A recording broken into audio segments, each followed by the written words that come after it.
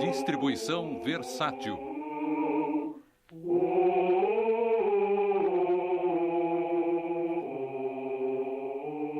Santo Agostinho.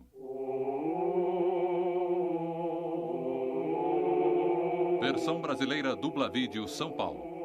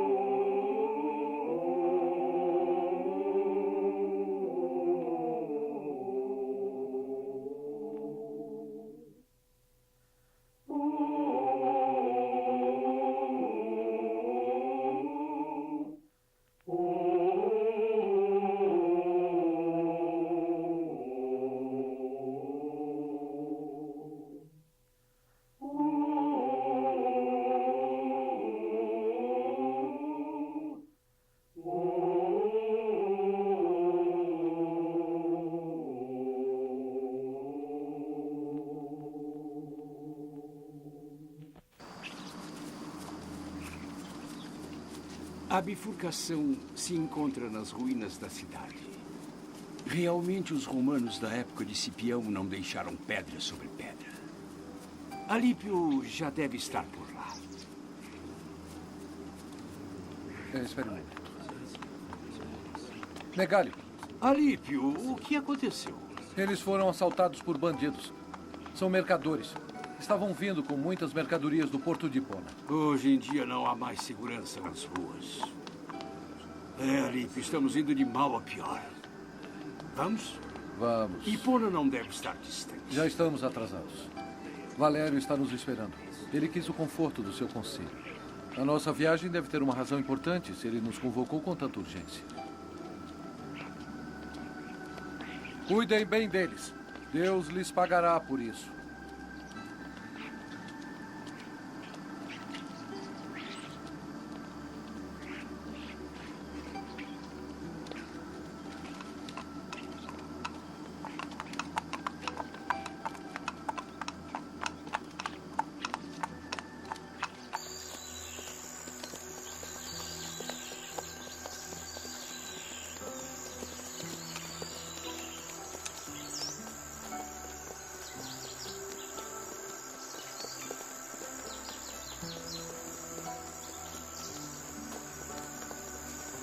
Alípio, bispo de Tagate, lembra-se de mim?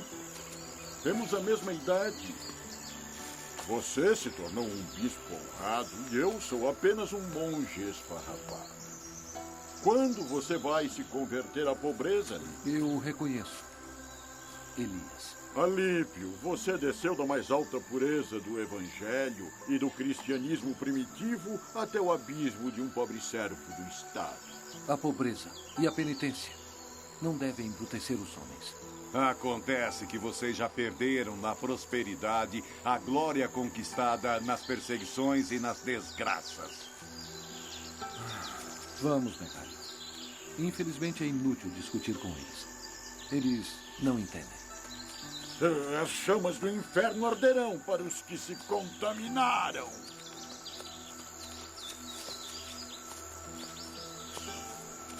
Eles são piores que os maniqueus. Eles gostariam que os homens só comessem ervas. Dizem que todo tipo de carne contém o mal. que só bebessem água suja porque beber água fresca dá um certo prazer sensual. Eles gostariam que o homem se destruísse para destruir o mal que está escondido dentro de nós. Eles gostariam de ser salvos por seus méritos e não pelos de Cristo.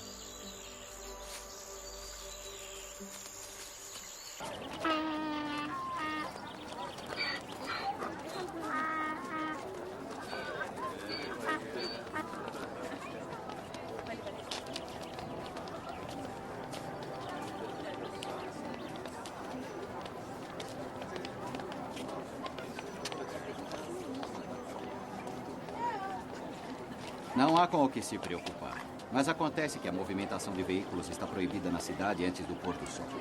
Hoje à noite você receberá a sua mercadoria. Você tem que confiar em mim. Temos uma organização impecável. E por que estão descarregando o meu? Ele não conseguiria passar nas estradas. Os nossos carros têm uma medida de eixo diferente. E pagamos mais um imposto. É claro. Salve, Caio. Vê, raspamos a cabeça de nossas mulheres em sinal de luto e respeito pela morte do grande Teodósio Augusto.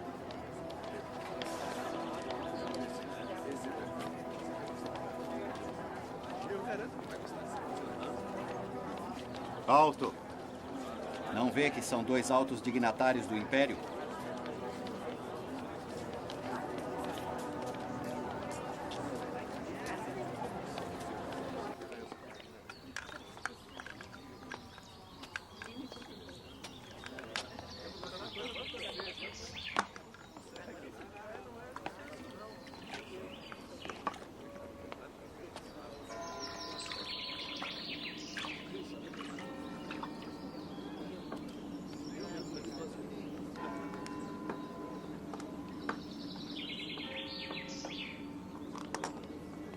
Vá chamar o Bispo Valério. Salve. Tenha paz. Tenha Salve. paz, amigo. Tenha paz. Que a paz esteja nesta casa. Tenha paz. Tenha paz. Tenha paz.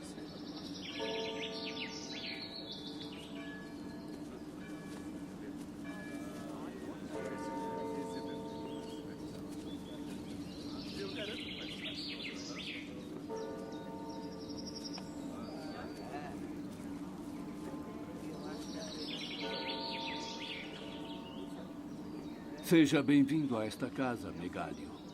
E você também, Alípio. Eu estava esperando. Eu agradeço muito por terem vindo tão depressa.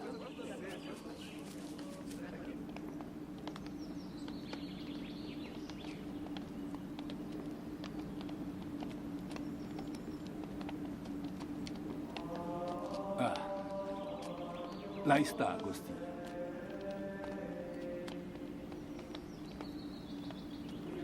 Que a discórdia fique longe de nós.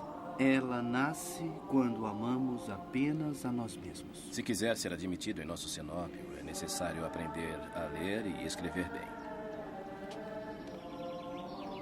Ah, Alípio, Megalio, que bela surpresa. A paz esteja convosco. Tenha paz, Agostinho. Tenha paz, Agostinho. Tenham paz.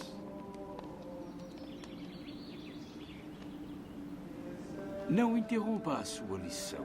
Pode continuar. Nos encontraremos depois. Vamos ficar aqui alguns dias.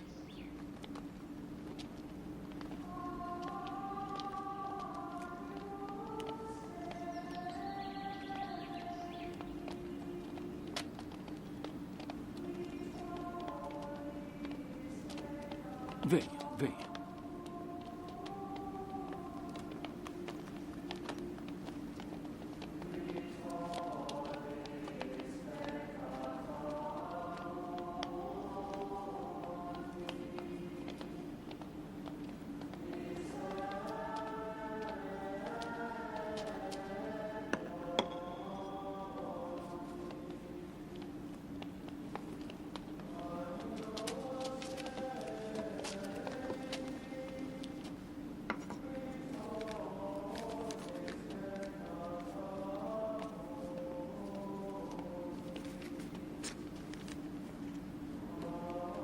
Em recordação ao beato mártir Policarpo, carta da Igreja de Esmirna e às comunidades cristãs. Irmãos, 3 dias antes de sua prisão, Policarpo, enquanto estava rezando, teve uma visão e disse aos seus seguidores: terei que ser queimado vivo. Mas ele não fugiu, foi preso. Enquanto estava sendo conduzido à arena, entre os insultos de uma grande multidão, ouviu-se uma voz do céu: seja forte, Policarpo, seja valoroso. O procônsul disse a ele: insulte a Cristo e eu o deixarei livre. Eu sou seu servo há 86 anos, respondeu Policarpo, e ele nunca me desapontou. Eu tenho à minha disposição muitas feras, continuou o procônsul, elas o despedaçarão. Deixe-as virem, disse Policarpo, não troco o melhor pelo pior. Sendo que despreza as feras, concluiu o procônsul, eu o farei ser consumido pelo fogo. E ele foi colocado na fogueira. Mas como o fogo o deixava ileso, os ímpios o atravessaram com um punhal. De seu coração saiu um pombo, e tanto sangue que apagou o fogo. A multidão ficou maravilhada ao ver qual era a diferença entre os infiéis e os eleitos. A paz do céu. Agora vocês já podem conversar. Nós atravessamos toda a cidade para chegar aqui. É uma Babilônia. Toda a África é uma Babilônia. E agora todo o Império. Encontramos também alguns monges heréticos. Eles são como bandidos. Os bandidos privam os transeuntes de seus bens ou tiram suas vidas. O herético rouba a verdade dos cristãos e os separa da igreja. O mundo parece estar dominado por uma invencível confusão. O Império está dividido e discordante. A unidade da igreja está ameaçada pela heresia e pelas seitas. Primeiro a heresia de Ário, depois os maniqueus. Agora, sobretudo aqui entre nós, na África, os donatistas. Um mercador me disse que a caristia está ameaçando Roma. Com um edito, o imperador Honório ordenou a reconstrução da frota para o abastecimento de trigo. Ele é ainda jovem, mas demonstra ser sábio. Há 2 meses, quando Teodósio morreu e o Império foi dividido em Oriente e Ocidente, a maioria dos navios permaneceu em Constantinopla. O que mais receio é a pressão dos bárbaros. A busca de novas terras, um clima mais quente os está empurrando em direção ao Mediterrâneo, à África. O imperador Honório com certeza saberá como defender o Império e a Igreja. Ele é um cristão fervoroso. Ele ordenou que em todas as igrejas do Império se reze até que a mão de Deus detenha os bárbaros que estão pressionando as fronteiras. Muitos pagãos ainda rezarão a seus ídolos. Para deter os bárbaros, seriam necessárias as antigas legiões de Roma. Mas onde estão agora? Com sua permissão, eu me retiro. Eu já estou velho. Eu os esperarei amanhã no meu bispado. Quero que saibam que preciso muito de sua ajuda, de seu conselho, antes de falar aos fiéis.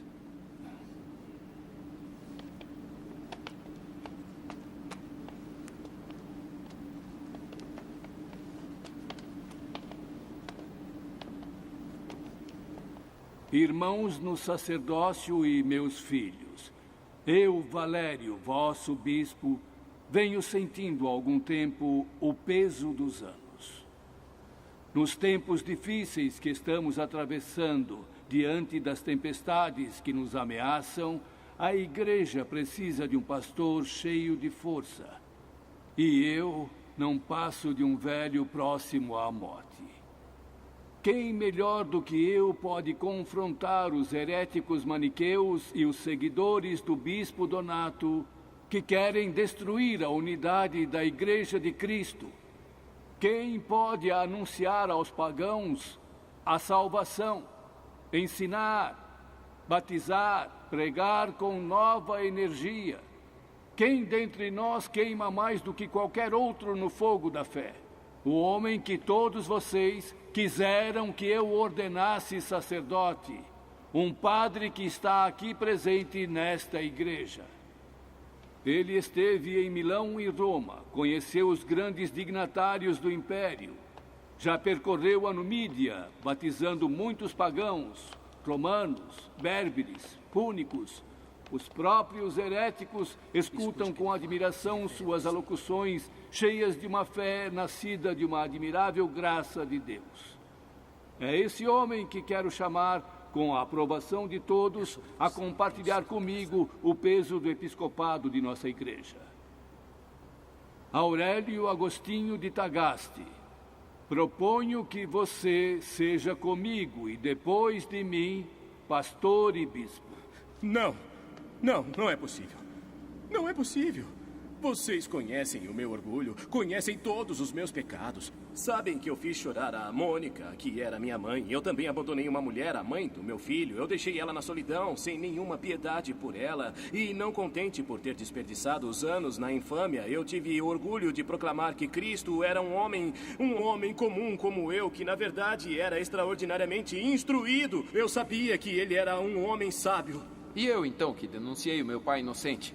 Eu havia voltado ao paganismo e ofereci sacrifícios aos deuses para herdar as propriedades de meu pai. Vocês me ensinaram a chorar pelo meu pecado e também a confiar na misericórdia de Deus. Agora, onde está a sua fé? Eu, no passado, consultei os arúspices. Paguei a eles com o dinheiro da comunidade cristã. E agora estou aqui e sei que fui perdoado. Quando caluniei meu vizinho, denunciando-o por fraude, por sonegar impostos, porque queria arruinar a sua atividade, toda a igreja justamente me expulsou. Mas você me fez ser readmitido na comunidade e me ensinou que quando um homem se arrepende do seu próprio pecado, é filho predileto de Deus. Sabemos que você pecou, mas se arrependeu. Por que então está com medo? Quando eu era um maniqueu, você me convenceu a retornar à igreja. Também me disse que no sangue de Cristo todos os pecados seriam perdoados. Esse sangue o lavou e você pode ser nosso bispo. Mas não há nada em minha vida que possa servir de exemplo, de conforto. Você não se lembra mais, Agostinho. O que ensinou está nas regras dos monges. Obedeça a um superior para não ofender a Deus em pessoa. E obedecendo mostrará piedade, não apenas a si mesmo, mas também a ele. Viva Agostinho! Viva Agostinho! Já chega! Viva Agostinho! A graça do perdão desceu sobre suas antigas culpas. A minha escolha foi aprovada por todos os cristãos de Hipona. Viva Agostinho! Viva Agostinho! Não sabemos o que fazer com a sua humildade. Queremos a sua obediência à vontade dos fiéis. O que você responde, Agostinho, ao apelo de sua igreja?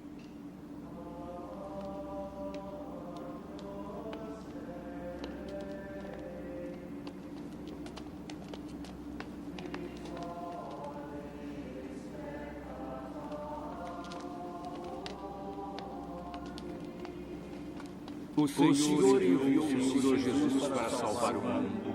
Por meio dele escolheu os apóstolos e consagra de geração em geração os bispos e os santos. Pai, consagra agora os bispos santos na sucessão dos santos apóstolos. Dê a ele a graça do Espírito divino, e o Senhor concedeu a todos os fiéis, aos patriarcas e aos profetas. Faz com que ele seja digno de alimentar o seu rebanho, que ele continue puro e imaculado no cargo de bispo, para o teu Filho Jesus Cristo, a quem sejam dadas glórias e honras por todos os séculos dos séculos. Amém. Viva Agostinho! Viva Agostinho! A verdadeira religião. Os costumes dos maniqueus. Contra os acadêmicos. O livre-arbítrio. A imortalidade da alma.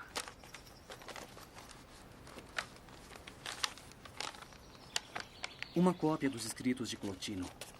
Quer levar estes para o bispado também? Ah, sim, são muito queridos para mim. Me ajudaram a entender Platão. As atas da disputa contra os maniqueus. Agostinho, você ensinou o caminho da verdade a muitos. Cada um de nós deve ser testemunha da verdade. Mas a verdade não está fora de nós. É preciso ajudar os homens a olharem para dentro de si. É dentro deles que mora a verdade. É dentro deles que brilha a luz de Deus que torna a verdade inteligível. Carrego essa cruz desde Milão.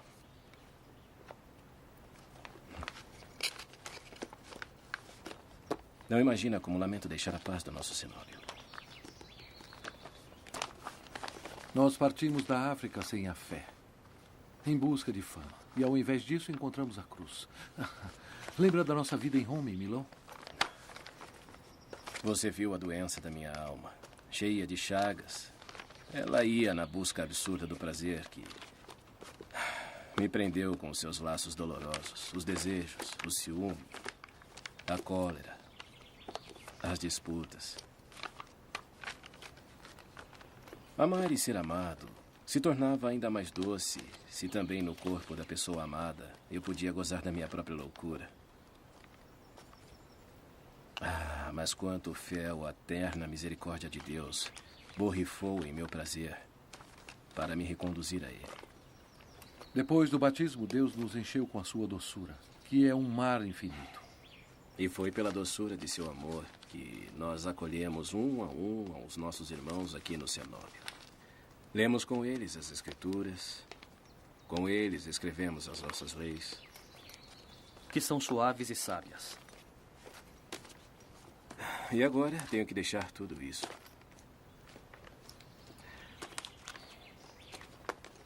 Ah, Alípio, meu amigo de sempre. Você também teve que deixar a comunidade para ir ao episcopado de Cálama. E você foi o primeiro. Eu entendo a sua tristeza, Agostinho. Na época foi muito penoso para mim. Vamos.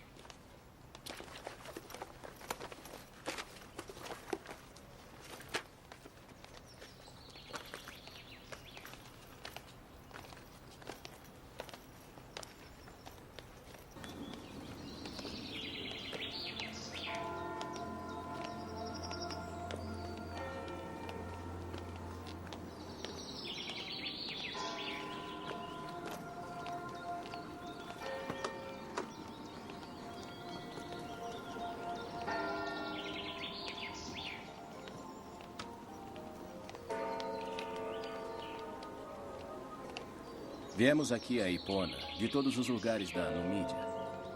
Os primeiros, Tapagaste, Alípio, Ocídio e eu. E depois os outros, de Cirta, de Cálama, de Cartago, Severo, de Mileto, Evádio, que eu conheci em Milão, de Tagaste. Juntos percorremos as estradas da África para anunciar aos pagãos a palavra da salvação e reconduzir ao caminho certo os nossos irmãos perdidos em todas as heresias. Depois, Alípio voltou para Tagaste, quando foi nomeado bispo. Agora é a minha vez de deixá-los. Os nossos caminhos se separam, como aqueles dos apóstolos. Adeus, Agostinho. Tenha paz, Agostinho. Paz, Agostinho. Paz, irmão.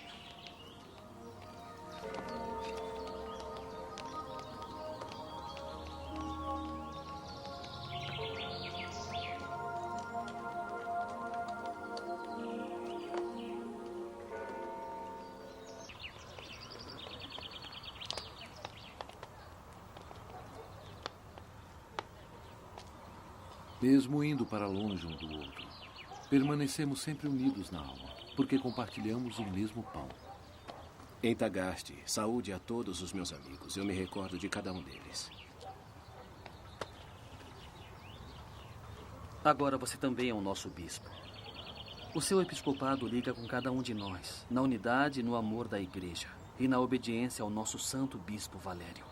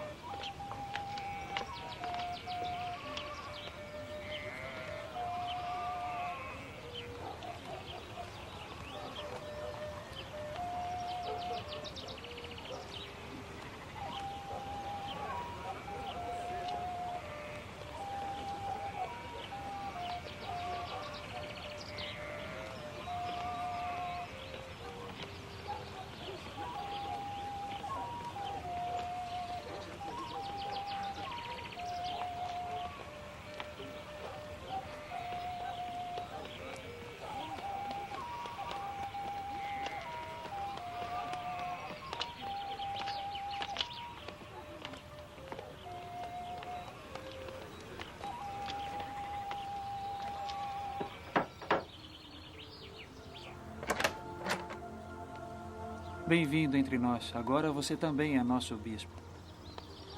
Agora você pode ir. Alípio quer partir. Obrigado e que Deus o acompanhe.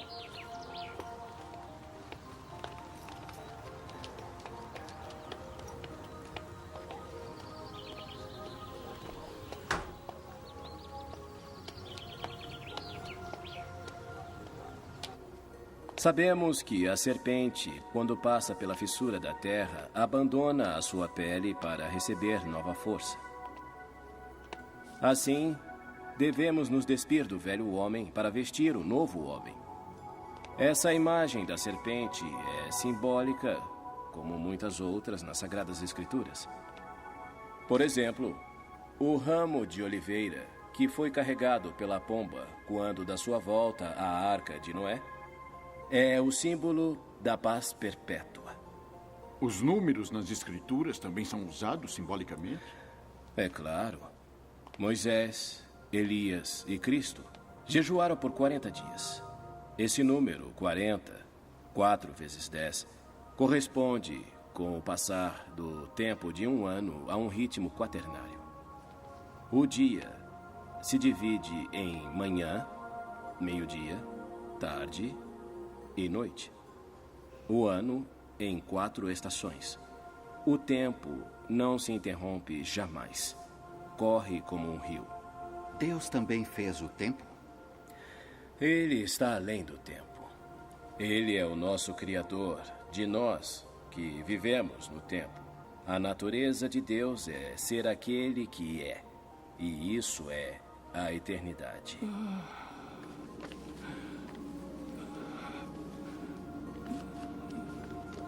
Valério.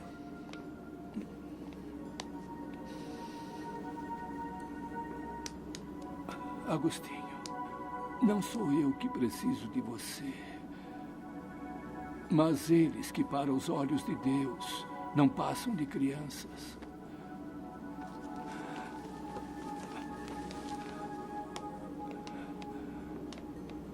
Não os deixe. Eles logo estarão prontos para o batismo. E eu peço a Deus que me conceda a graça de morrer.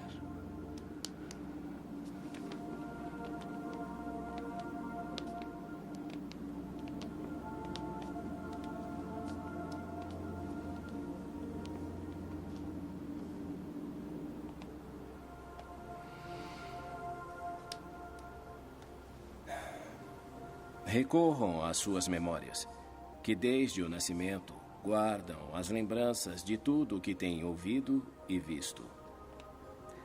Mas o seu conhecimento não servirá para nada se vocês não responderem com o seu amor ao amor de Deus, segundo o exemplo do vosso santo bispo Valério. Esse amor os atrairá como a erva macia atrai as ovelhas. Porque ninguém se aproxima da salvação se não é atraído, e ninguém resiste à voz do Mestre quando recebe esse amor, que é privilégio dos predestinados. O amor de vocês deve ser grande, muito grande. Desta forma, a razão poderá se movimentar sem medo algum, e vocês terão a certeza de que Deus criou o mundo não porque é útil ou necessário para ele, mas sim por amor. A própria beleza do mundo grita que ele não se criou sozinho, mas que ele vem de Deus. E nós mesmos, junto com o mundo, fomos criados por Deus no tempo, enquanto ele continua sempre igual. O seu tempo não tem fim. Os seus anos não vão e nem voltam. Que a Santa Madre Igreja lhes dê a luz e os gere na caridade e na fé. Acolhe a alma do teu servidor, Valério, nos lugares de seus passos, nas casas do descanso de Abraão, de Isaac, de Jacó e de todos os santos. Esqueça seus erros e os seus pecados. Com o seu Espírito Consolador, acalma a nossa tristeza e dê a todos nós um fim bem-aventurado. Em nome de seu Filho Jesus Cristo, ao qual se expressa sua glória e poder nos séculos dos séculos. Amém. nos séculos dos séculos. Amém.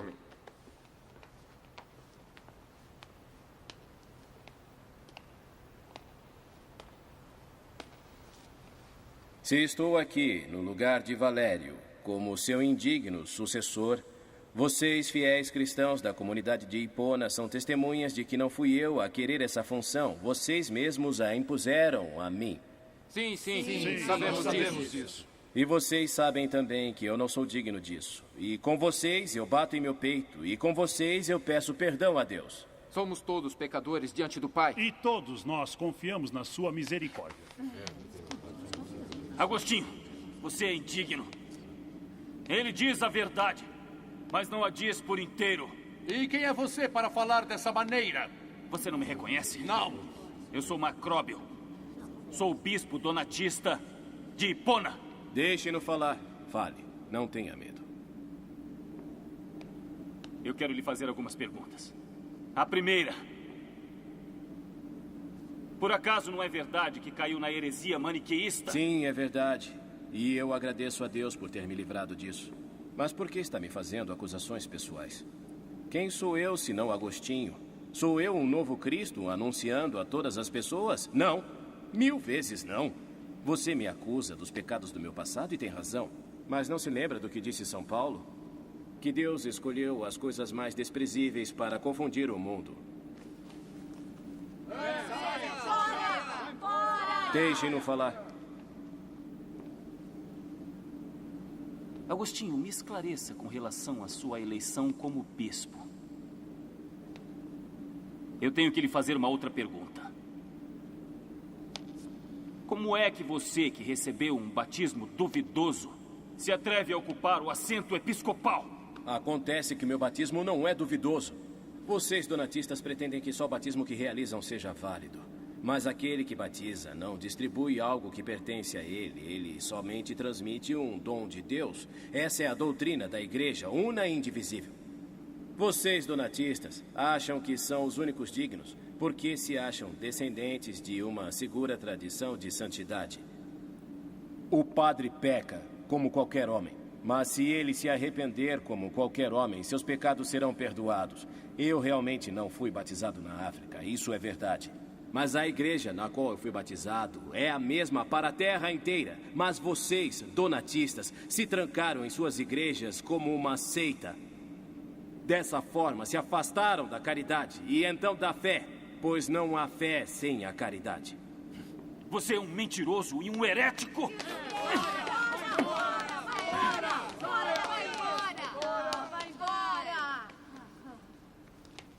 Os erros dos donatistas são como lobos impiedosos, prontos a lhes agarrar.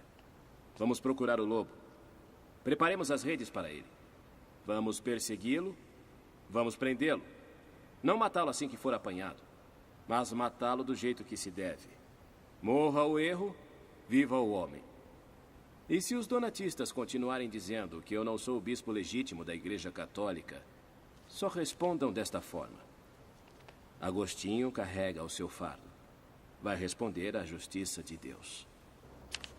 Em Milão, encontrei o bispo Ambrósio. Pense, ele nasceu na Gália e chegou a Milão como governador do Império. O povo o elegeu bispo por aclamação. Faleceu neste inverno. Ele era conhecido, senhor, como um fiel servidor. E a sua eloquência distribuía sem descanso ao povo a substância do seu trigo, a suavidade do seu óleo e a leve inebriação do seu vinho. Eu era inconsciente enquanto estava me conduzindo até ele, para que me guiasse ciente até ao Senhor.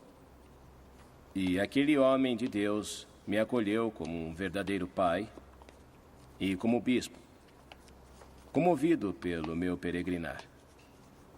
Logo, eu aprendi a amá-lo. No começo, não como mestre da verdade, visto que eu, então, não tinha nenhuma esperança de encontrar a verdade na sua igreja, mas como homem que me demonstrava continuamente a sua benevolência. E graças a ele, eu já estava me aproximando do Senhor sem mesmo perceber. O que foi? Chegaram 2 irmãos, um cristão e outro pagão, para submeter ao seu julgamento o caso deles. É uma honra ver os cidadãos de Hipona preferirem o julgamento do bispo ao julgamento do magistrado imperial. Ainda mais porque podem escolher um ou outro com total liberdade. Venha, Caio. E você também, Júlio. É uma questão delicada e vocês conhecem o caso. Me acompanhem.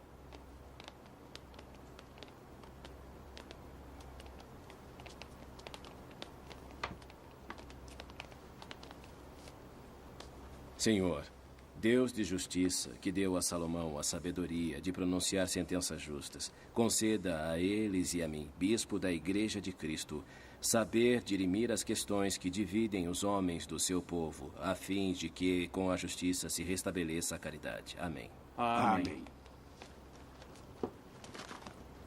Que o querelante se apresente e exponha o caso. O meu nome é Sisto e sou pagão. Este é meu irmão, ele é cristão e se chama Papírio. O nosso pai Fabiano, ao falecer, deixou seus bens divididos em 2 partes. Uma foi para sua igreja e a outra para o filho cristão Papírio, meu irmão aqui presente.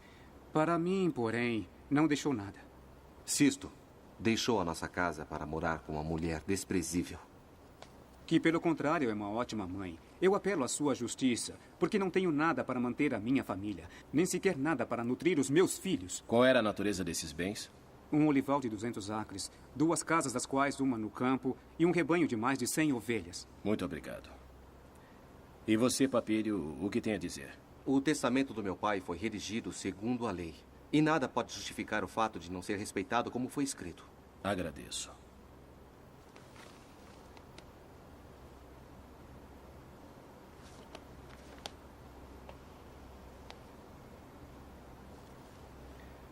Depois de ter ouvido nossos conselheiros, nós, bispo de Hipona, pela graça de Deus, declaramos que os bens do falecido Fabiano sejam divididos em 3 partes.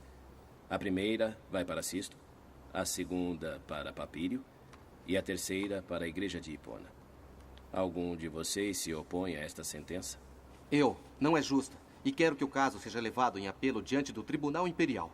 É o seu direito.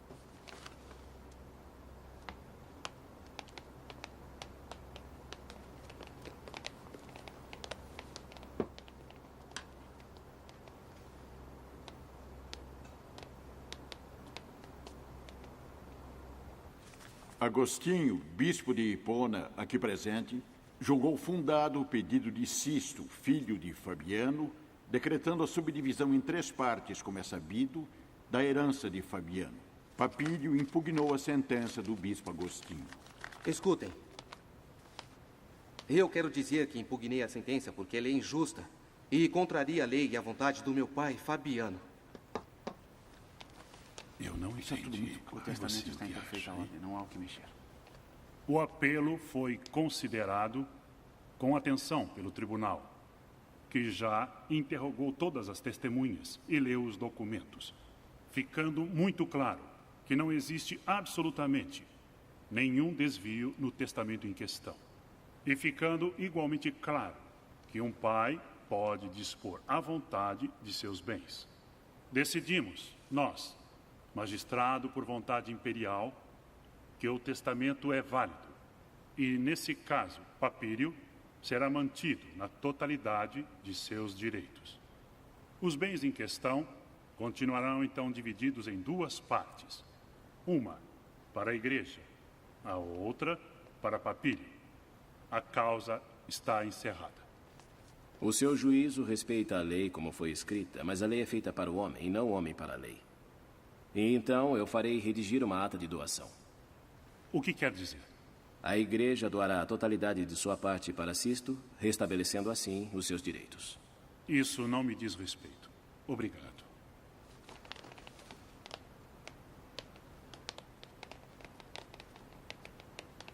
Isso é loucura.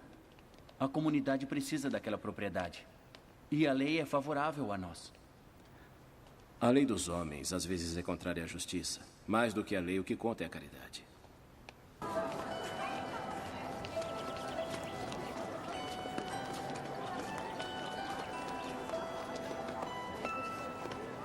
Você viu? Faustino, o banqueiro, se converteu. Está mandando queimar os livros de magia que havia em sua biblioteca. Também as profecias da Sibila?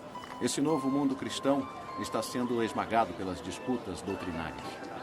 A guerra era a condição normal da humanidade. Há um século, desde que o cristianismo triunfou, se fala em paz e se faz a guerra. Agora, os cristãos adquiriram o hábito de querer dominar onde quer que seja e ninguém contesta mais seus direitos.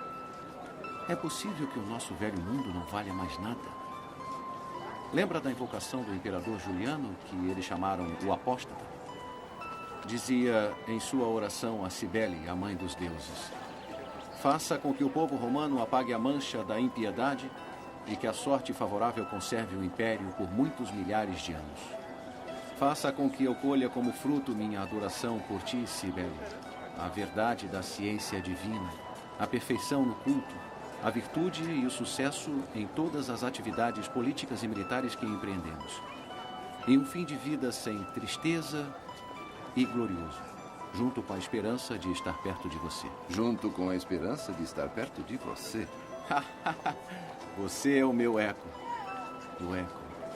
Lembra de Juliano? Para você é uma deusa tagarela e consorte de Pan. Eu não digo que não, porque mesmo quando a natureza me ensina que o eco é o som da voz que, percorrendo e passando pelo ar, volta ao ouvido, mesmo concordando com as crenças dos antigos e dos modernos, quero acreditar que seja uma deusa.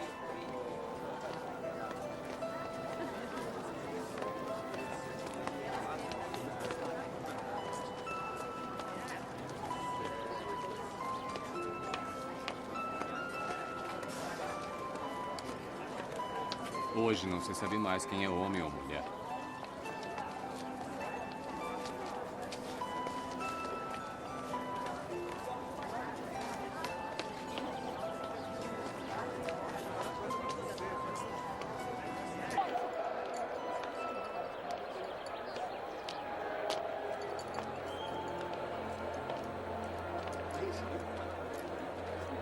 A Lira.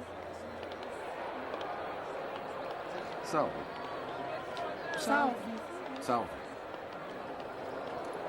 Depile bem. Eu quero a minha pele lisa e fresca como uma rosa. E quero meu cabelo bem crespo. Pegue o meu também. Desde que meu escravo morreu, sempre venho me barbear aqui. Recebi algumas ervas especiais.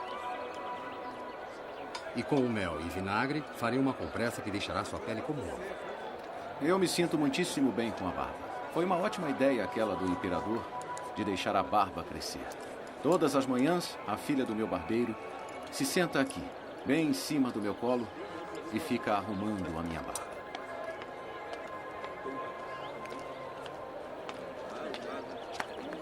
Seu grosso, ignorante! Você não sabe que grandes soldados como Aquiles, Aristómene, Timone, Epaminondas e muitos outros heróis lendários acabaram encontrando sua força no amor grego? Aqueles que lutam com o amante por perto não precisam de Marte para vencer os inimigos. Você ouviu? Eu conheço. Onde foi que eu vi? Eu sou Cotinto, gladiador. Eu tinha percebido que era um gladiador pela marca que tem no nariz. Na minha humilde opinião, esses heróis têm tanto medo que colocam em suas cabeças elmos tão pesados que os deturpam, não é mesmo? Desde que os jogos de gladiadores, por ordem do nosso imperador, se tornaram cruentos, eles duram muito mais. E esse maldito calo se torna cada vez maior. Belo divertimento. Assistir a duelos falsos. Bom, eu mesmo não sei o que está acontecendo. Aqui na África ainda não são respeitados os editos imperiais que querem abolir os jogos de gladiadores.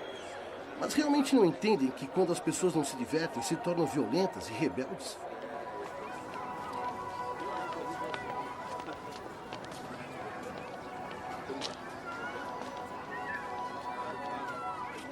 Está vendo, Milésio? Um casamento. É bom auspício. Um casamento pagão.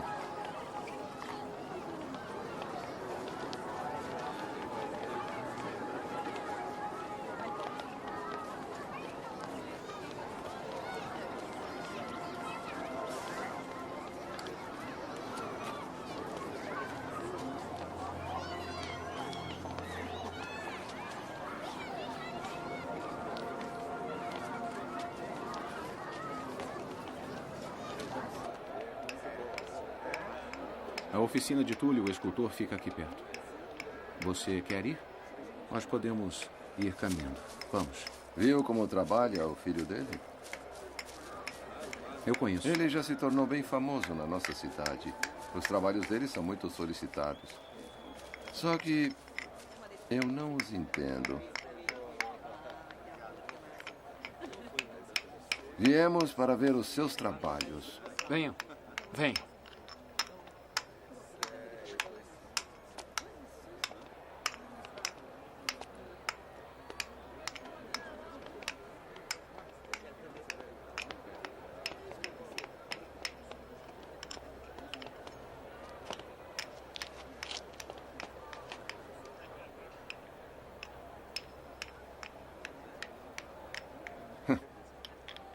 Estão nos fazendo perder o sentido da beleza. Por que você não trabalha como seu pai? As minhas esculturas não devem falar aos sentidos, mas ao espírito. Não se pode separar os sentidos do espírito. Pelo contrário, são os sentidos que expressam o espírito. É neles que vive a beleza, a força. A sua escultura, porém, parece pertencer a um mundo que não é o nosso. É, talvez.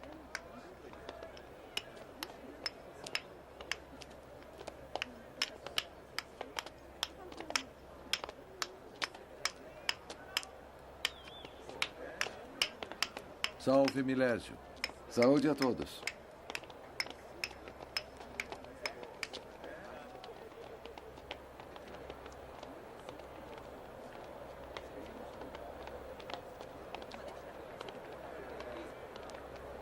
O Didio Socrates de Apuleio. É a primeira pessoa há anos que pede para lê-lo. Poderia copiá-lo para mim? Sim, é claro. Do que está precisando o grande Milésio? Eu preciso que você mande copiar o de Rerum Natura, de Lucrécio, com o qual os meus jovens amigos têm muito a aprender. É um livro que o Santo Bispo Agostinho, com certeza, não aprova. Não importa, grande Milésio, que eu aprove ou não aprove os livros que você aconselha aos jovens. O que importa somente é saber se eles contêm a verdade. Você não precisa temer o meu juízo. Se os prefeitos dizem a verdade, então é evidente que você corrompe os que estão ao seu redor. Sempre sincero quando fala de verdade. Pelo contrário, quer que os jovens renunciem a cultivar o próprio espírito, por medo que eles cometam pecados contra o seu Deus. Você gostaria de ver destruídas as letras, a música e todas as artes da tradição romana, assim como viu ser destruído por ordem do imperador Teodósio os templos dos nossos deuses. Na antiga tradição romana, aos jovens se deve ensinar a virtude, aquela que fez de Roma grande, e não a sensualidade que a levou à ruína. Muitas vezes você me ouviu citar antigos autores pagãos como mestres de virtude. Não são eles que eu critico, mas sim todo o culto à sensualidade e deturpação de tudo que é belo, que hoje invadiu as mentes de muitos. As letras e as artes se tornaram a glorificação dos sentidos do homem e contemplação de suas paixões, e o culto dos sentidos fez com que os jovens encontrassem nelas novas divindades das quais fazem depender toda a vida deles. Mas o homem não pode ser separado de seus sentidos. É por meio deles que se expressa a própria divindade, que, embora em partes minúsculas, está presente em cada homem. A divindade não é divisível em pequenos pedaços e repartida entre os homens. Como poderia ser divisível o infinito? A divindade é indivisível e em Cristo se fez carne, se fez a palavra de verdade, luz para cada homem, e exatamente nessa luz o homem participa e vive nela. Os cristãos não renunciam às artes, às letras, nem à música. Não renegam a história. Só dizem aos homens que, através dela, eles devem ver dentro de si mesmos a luz e a palavra de Deus que se fez carne e veio entre nós. Você pretende muito, Agostinho. Você não poderá alterar ou eliminar do mundo o culto dos sentidos, que é o próprio culto à beleza. Agostinho, acabou de acontecer uma tragédia. Um garoto foi ferido mortalmente.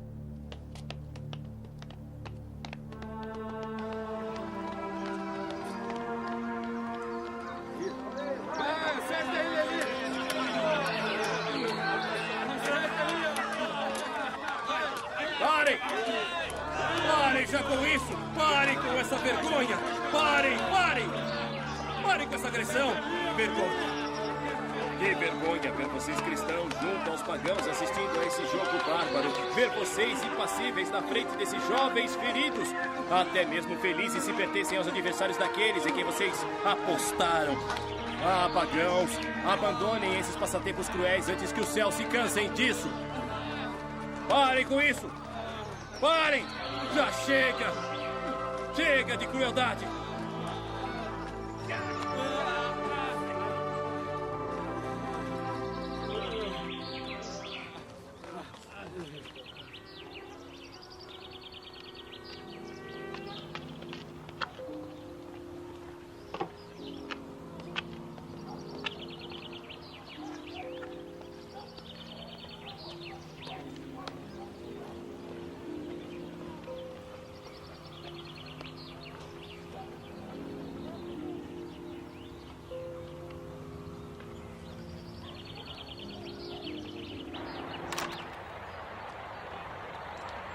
Agostinho está chegando. Nós o esperávamos. Abençoe o pão para a nossa viagem. Em nome do Pai, do Filho e do Espírito Santo. São muitos os que abandonaram esse cenóbio para anunciar a palavra de Deus aos africanos. Esse é um sinal da benevolência de Deus.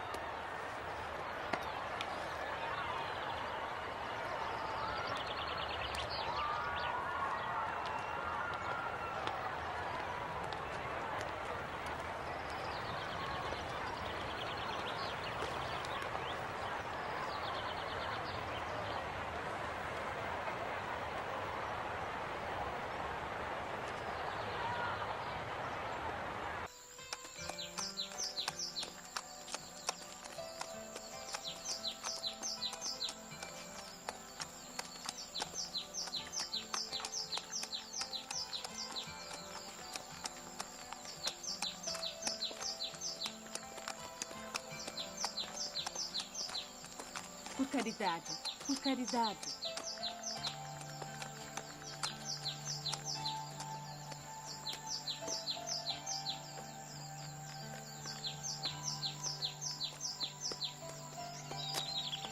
Quem é você? Por caridade. É pão abençoado. É um bispo? Sim, o meu nome é Possídio. É donatista? Não. Então vem como um lobo para arrancar as santas almas da doutrina do bispo Doná. Não, eu só procuro fazer o bem.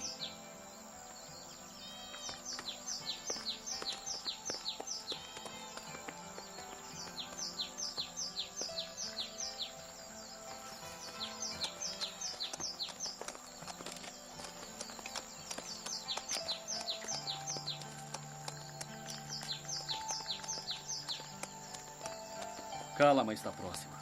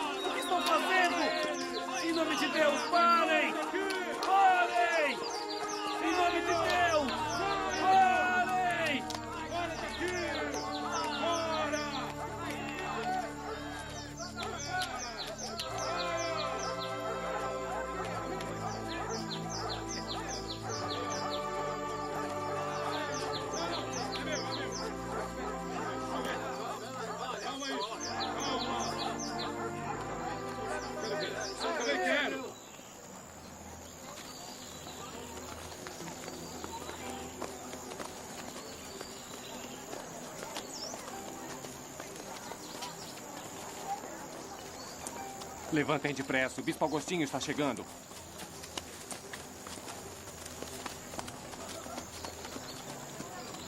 Obrigado por ter vindo a Cala. A paz esteja convosco. Graças a Deus, o nosso bispo Possídio está melhor. O aguarda ansioso. Eu o verei depois de ter dito 2 palavras ao chefe donatista desta cidade. Vamos depressa. Eu cuido da sua bagagem.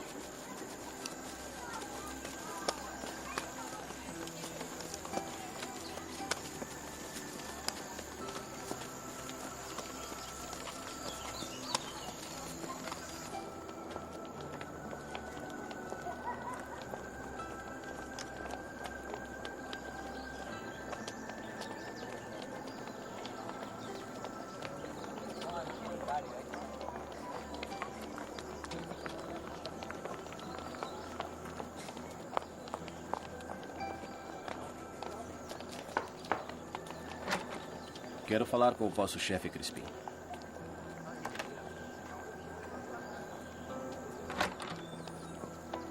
Salve. Salve. É o chefe dos donatistas de Calaman? Sim. Eu sou o bispo deles. O bispo Possídio foi assaltado pelos seus homens e eu quero uma explicação. Os meus homens. Eu não alisto bandidos. Como pode afirmar, então, que aqueles que assaltaram Possídio são donatistas? Eram circunciliões, portanto, donatistas. Mas os circunciliões, todos sabem, são uma seita de fanáticos, famintos como todos aqueles que vivem no campo. E não é minha culpa se são donatistas. E isso terá que provar. Eu entendo onde quer chegar. Você quer me denunciar ao tribunal romano para me obrigar a pagar a multa de 10 libras de ouro como herético e capcioso, segundo a lei de Teodósio. Não tem com quem se preocupar, eu não quero o seu ouro. A unidade da igreja só existirá quando se obedecer à santa doutrina do bispo Donato e não à sua igreja, Agostinho, que se faz proteger pelos editos do imperador. Você sabe que o bispo donatista de Hipona vive escondido fora da cidade há anos, porque foi ameaçado ser preso pela autoridade imperial por causa da sua fidelidade à doutrina de Donato. Há muita injustiça entre nós. Mas é preciso buscar a verdade na caridade. Desejo que compreenda bem o seu ofício de bispo, que é trazer a paz e esclarecer todas as discórdias com a paciência, o raciocínio e não a violência. Estamos prontos a conversar com vocês para chegar à unidade entre todos os irmãos em Cristo, porque há muito tempo a igreja africana está dividida por vossa discórdia. Eu vos saúdo.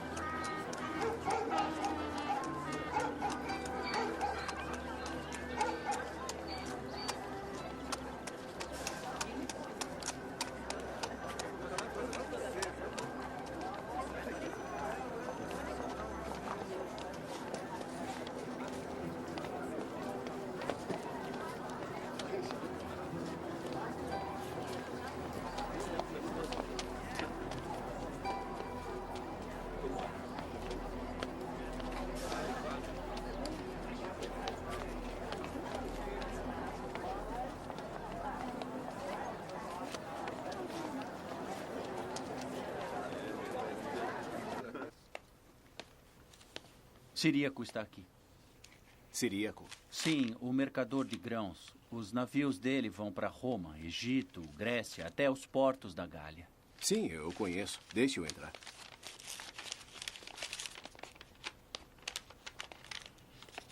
Minhas saudações.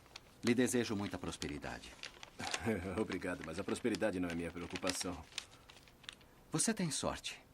É preciso dizer que, da nossa parte, nós sempre nos esforçamos para poupar você desse tipo de preocupação.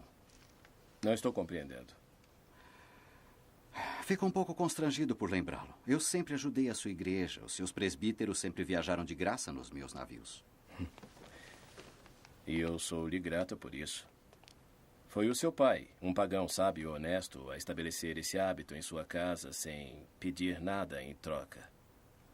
Eu sempre respeitei a vontade de meu pai. É verdade que sou pagão e que conservo em casas estátuas dos penates que os meus antepassados trouxeram de Roma para a África. Mas sabe que eu respeito a sua religião. Sim, eu sei. Eu fico feliz, pois preciso lhe pedir um favor. Se foi para isso que veio, eu escuto. O vigário imperial de Cartago precisa enviar grãos para as milícias mercenárias acampadas no litoral espanhol. Outros transportadores estão concorrendo para o mesmo negócio. Uma palavra, uma carta sua, seria muito útil para obter esse intento. Mas desconheço os procedimentos deste comércio. É só escrever a verdade para o vigário, que eu sempre respeitei a igreja. O império é cristão, logo os bispos cristãos são honrados pelo império. E então? Uma carta sua. Uma carta para fechar um grande negócio. Sim. Continue. Se escrever a carta, eu... O que quer dizer? Quero dizer que posso ajudá-lo e a sua comunidade. Não. A riqueza e o comércio estão muito longe dos meus interesses. A minha vocação é fazer entender a palavra de Deus a todos os que querem me escutar. Hoje você tem muitos navios, muitos bens. Amanhã a morte tomará tudo e você vai se apresentar perante Deus. E as contas que prestará lá não serão do seu comércio. Então, eu lamento, mas eu não posso fazer o que você me pede. Isso eu entendo, mas também não entendo. Reflita. Se mudar de ideia, me informe. Eu só peço que escreva que eu respeito a igreja. Não insista, Ciríaco. Sabe que eu não vou mudar de ideia.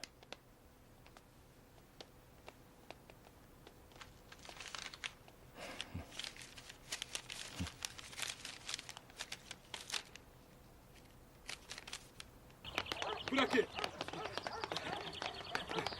Saia! Agostinho! Saia! Agostinho! Saia! Eu estou aqui, vem! Vai logo, Macróbio! Saia! Saia! Estou aqui, Macróbio. O que você quer? Por que veio acompanhado dos seus fiéis armados de bastões? Esses aqui não são os meus fiéis. E você sabe, os donatistas em Hipona são muito mais numerosos que os seus cristãos. Eu vim para lhe dar uma notícia. A época das injustiças acabou. As perseguições que nós donatistas tivemos que sofrer até agora por causa das falsas acusações de heresia formuladas contra nós por você e pelos outros bispos africanos foram reconhecidas como injustas pelo Tribunal Imperial de Ravenna, que promulgou um decreto de tolerância que suspende todas as restrições contra nós. Ótimo, assim poderemos nos encontrar livremente e buscar a verdade juntos, porque com certeza o Tribunal de Ravenna não poderá livrá-lo de seu erro. Eu tenho que lhe dar um aviso. Aos seus fiéis e, sobretudo, aos seus padres que você envia para toda a África para falar contra a doutrina de Donato. Eles precisam tomar cuidado. Serão tratados como lobos, não poderão pôr a cabeça fora de suas tocas. Eles terão que ser muito cautelosos, se não quiserem ver o seu próprio sangue derramado. Que você possa trazer a paz do Senhor segundo a graça do seu episcopado. Lobo! Agostinho Lobo! Lobo!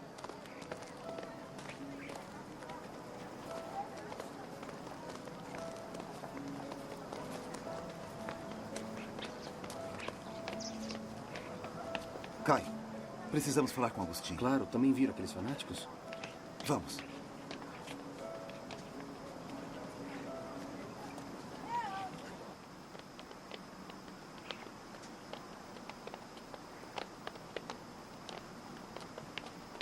É aquela porta.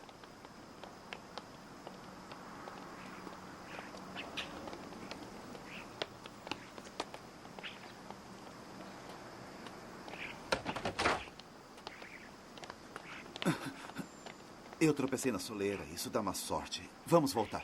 É mais prudente fechar a porta. Não tenha superstições bobas. Sabe o que disse Catão a um soldado que, cheio de terror, foi lhe relatar que os ratos haviam comido seus sapatos? Não há nada de estranho. Eu me surpreenderia se os sapatos tivessem comido os ratos.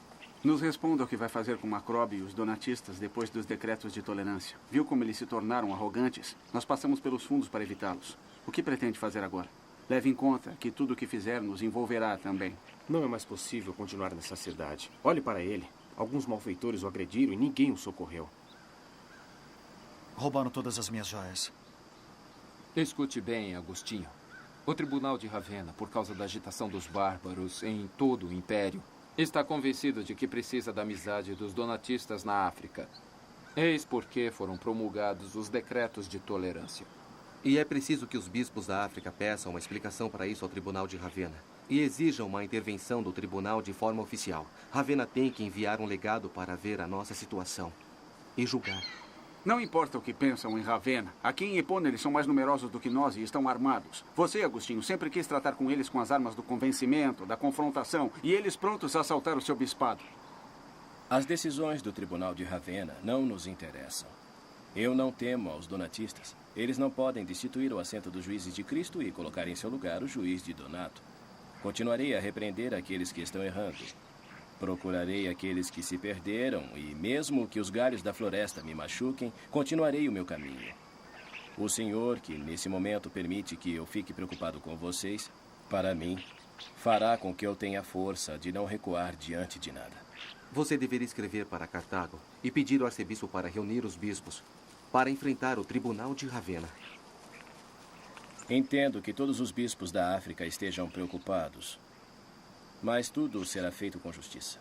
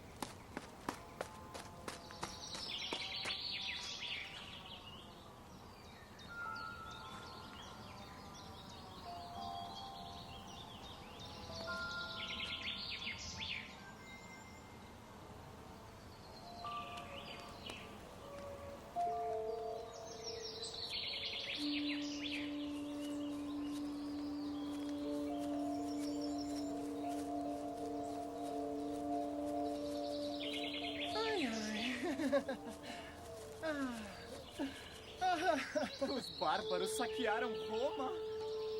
Ainda bem que Alarico se decidiu. Ai, finalmente Alarico se divertiu. Roma foi violada. Roma foi violada. Marco, vem aqui.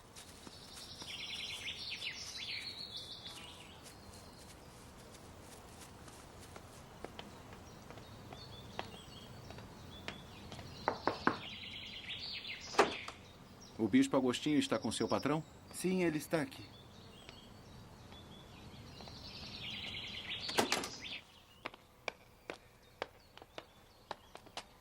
O grande Volusiano. Salve, Volusiano. Salve, Máximo. Qual é a razão da visita em minha casa de um dos mais ilustres retóricos do Império? Vim para honrar junto a você o seu hóspede, o bispo Agostinho. Eu lhe agradeço.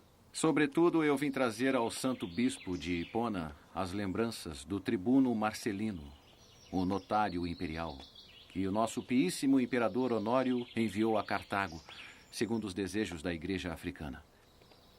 Para levar paz e justiça, como vocês dizem, entre os seus fiéis e os seguidores do bispo Donato. Você ficará feliz. Mas é bobagem. Você percebe que a fraqueza que minou o império e que abriu as portas de Roma aos bárbaros é devida à doutrina cristã? Você realmente acha justo nos acusar? Crês mesmo nisso? Claro. Vocês não dizem que é preciso oferecer a outra face a quem lhe ofendeu? Que devemos deixar o manto nas mãos de quem o quer pegar? Que devemos dar 2000 passos se alguém quer que você dê 1000? E vocês acham que essa pode ser a moral de um Estado? Estamos todos arrasados pela humilhação infligida a Roma. Mas você, que é um grande conhecedor da história, como pode acusar o cristianismo de ser o responsável pela ruína de Roma? Roma foi por 3 dias pisoteada e saqueada pelos bárbaros. O povo romano foi humilhado. Nós fomos humilhados. Roma era forte quando era virtuosa. Lembre-se de Giovenale. Permita-me citá-lo de cor. A virtude existia quando os quirites viviam nas cavernas e a mãe oferecia os seios vigorosos às crianças e o pai cultivava a videira, a oliveira, o trigo. Agora, sobre esses cidadãos caiu o luxo mais cruel. Não existe maior destruidor, maior do que as armas e a moral. Agora, em Roma, todos os crimes brotam e prosperam, todos os delitos da luxúria, e essa é a verdadeira causa de sua ruína. Mas muitos são cegos e surdos a essa verdade. Em que abismo nos arrastaria esse rio de maldade da espécie humana se não fosse a cruz de Cristo? Se não nos agarrássemos a ela, teríamos um ponto de apoio para não sermos engolidos pelo redemoinho daqueles que, nesse mundo, nos empurram em direção ao mal? Você é um homem erudito e conhece bem os antigos escritores. Mas os fatos me dão razão. Bárbaros e cristãos destruíram a grandeza de Roma. Mas voltaremos a discutir isso. Quando você quiser. Minha porta sempre estará aberta para você. Eu o saúdo.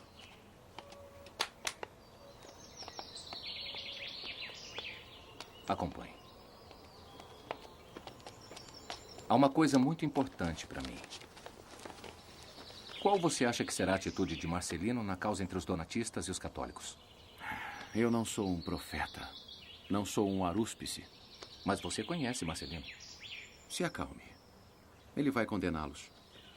Ele vem em nome do nosso píssimo imperador Honório e não poderia ser de outra forma.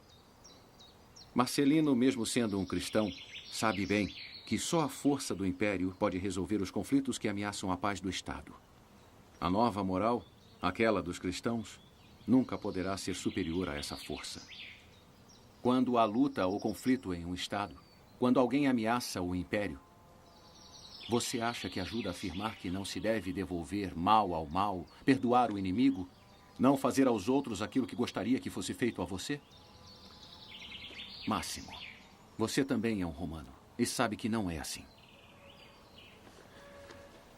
É incrível que enquanto Roma está sendo invadida pelos bárbaros, o imperador cristão em Ravenna pensa nas fúteis controvérsias da igreja na África. Ao invés disso, para defendê-la nesse momento, ele deveria pedir satisfação ao cristianismo pela fraqueza com a qual minou a moral do império e aberto as portas de Roma aos bárbaros. Está escrito: vi um anjo descer do céu. Ele tinha um grande poder. E a terra foi iluminada pela sua glória.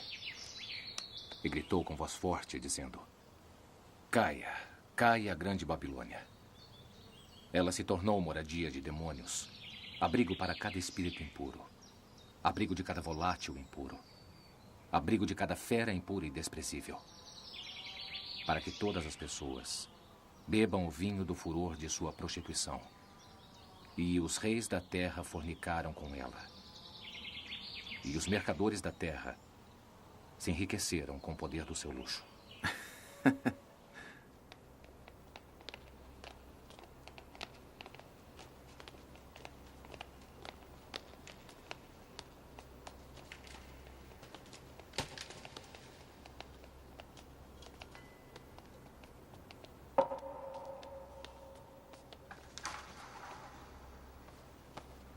Quero lhes dizer uma coisa. Recebemos a notícia de que Roma está infeliz, devastada, humilhada, conquistada. E imediatamente os pagãos dessa nossa cidade Hipona se lançaram contra nós cristãos e disseram: enquanto oferecíamos sacrifícios aos antigos deuses, Roma era forte. Mas agora que seu Deus substituiu os nossos, Roma é devastada pelo ferro e pelo fogo. A isso respondo que a grandeza do império não foi obra dos deuses incoerentes e pueris, mas sim obra de uma grande virtude dos antigos romanos. A corrupção é a verdadeira razão da fraqueza do império. Os pagãos nos dizem que o corpo de Pedro descansa em Roma. O corpo de Paulo descansa em Roma. Também o corpo de Lourenço está em Roma. Os corpos de milhares de mártires estão em Roma e Roma é saqueada. Então, para que serviram as suas relíquias? Para que serviram as memórias dos apóstolos? Insensatos! A memória do sangue deles está na terra de Roma, mas não está em seus corações. Porque se eles a levassem em seus corações, com certeza não falariam desse jeito. Quando um homem constrói, ele coloca pedra sobre pedra. E quando um homem destrói, ele arruína uma pedra após a outra. Aquilo que um homem faz, o outro destrói. Esse fim, que é a dissolução, pode acontecer com Roma. Mas esse fim já chegou? Roma, como todas as coisas mortais, foi fundada por Deus. E nada do que Deus fundou perece sem a vontade dele. Então aceitemos o que ele nos envia. Pode ser que Roma não pereça. Pode ser que esse seja apenas um flagelo e não a ruína. Pode ser um castigo e não a destruição total. Roma vive no coração de todos os romanos. E nunca morrerá se os romanos derem glória a Deus. E agora, oremos juntos. Acolha ao Senhor a oferta desse pão e desse cálice, para que se torne corpo e sangue de Cristo, e seja para todo o sacramento de piedade.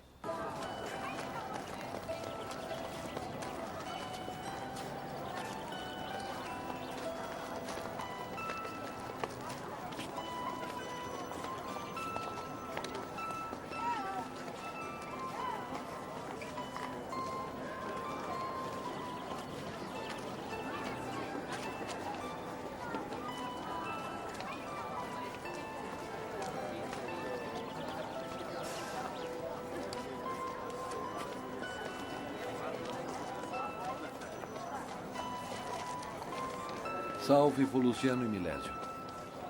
Você viu Terêncio e Máximo? Eles já estão aqui nas termas e esperam por vocês no Caldário.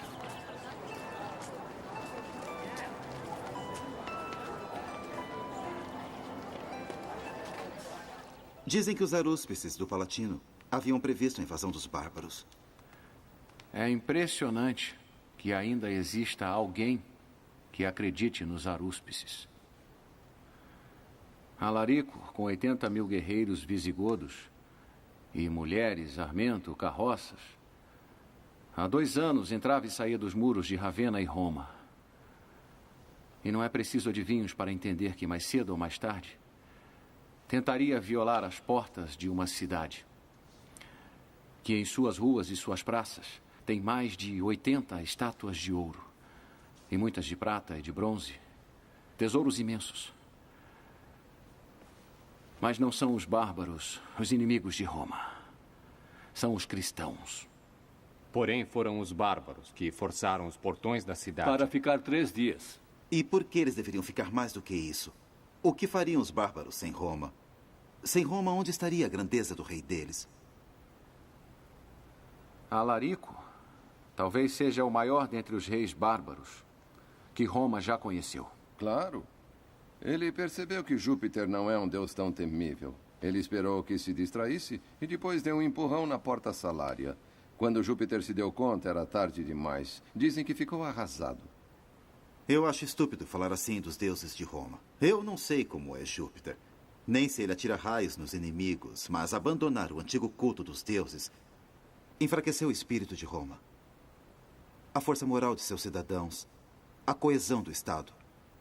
Se Juliano, o imperador, aquele que vocês cristãos chamam o apóstata, não tivesse sido atingido por aquela flecha persa que interrompeu sua jovem vida, com certeza teria restabelecido o culto dos antigos deuses e a força e a grandeza de Roma. Agora não se pode mais entender que princípio ético sustenta o império e os seus magistrados. Alguns são pagãos, outros cristãos, outros não acreditam em mais nada e só pensam em seus próprios interesses. A condenação de Roma começou quando Constantino achou ver uma cruz em seu caminho e dobrou as costas. O imperador agora não é mais um imperador, mas uma espécie de teólogo cristão. Não é mais um soldado liderando o império. E é claro que os bárbaros não nos respeitam mais. Eles dizem para praticar o amor ao próximo, mas depois ensinam a odiar sua beleza, sua alegria, seu prazer. Com certeza não havia necessidade deles. Roma sempre deu provas de confiança ao homem em suas virtudes. Será que nós já ousamos dizer que a natureza do homem está prejudicada, doente, ferida, como por um misterioso pecado? Os cristãos, pelo contrário, ensinam isso. Eles tinham razão para persegui-los com a acusação de misantropia. Volusiano ouviu ontem a resposta do bispo Agostinho às suas acusações contra os cristãos. Mas não soube responder. Agora ele acusa os cristãos de cada abominação, mas não só disso, das misérias do império. Agostinho não pode nos compreender. O nosso grande culto, o sol, na verdade, é aquele da natureza. Isto é, aquele da realidade junto com aquele da lei.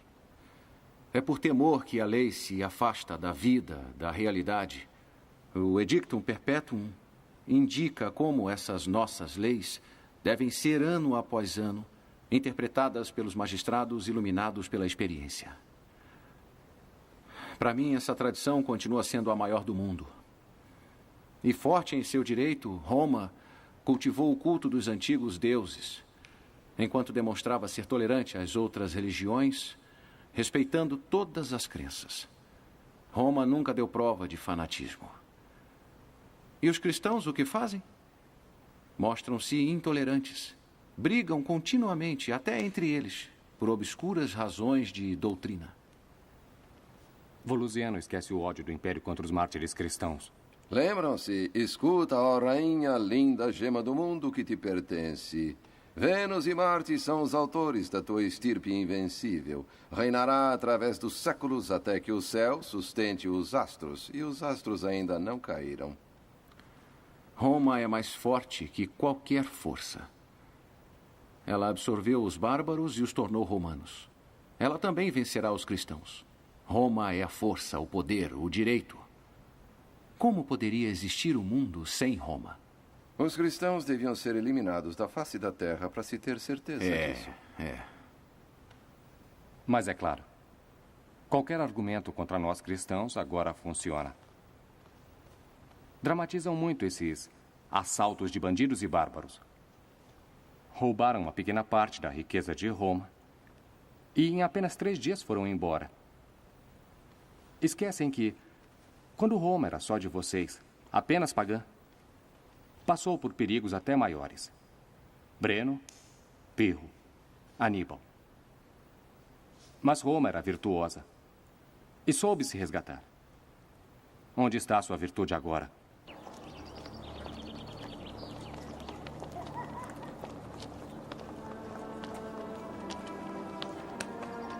São cristãos, eu os reconheço. São a ruína de Roma. Eles são ímpios, profanadores dos deuses, inimigos do império. Vai, Gabi.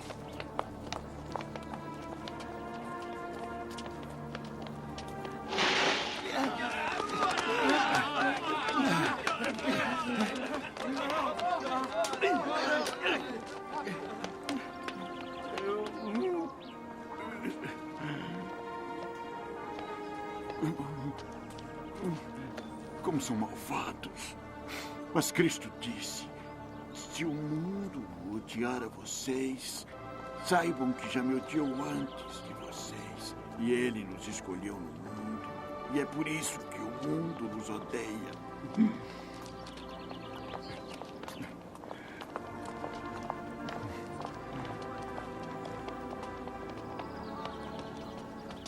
Eu sei pelos comandantes dos meus navios que as reservas de grãos de Roma e de toda a Itália foram saqueadas pelos bárbaros.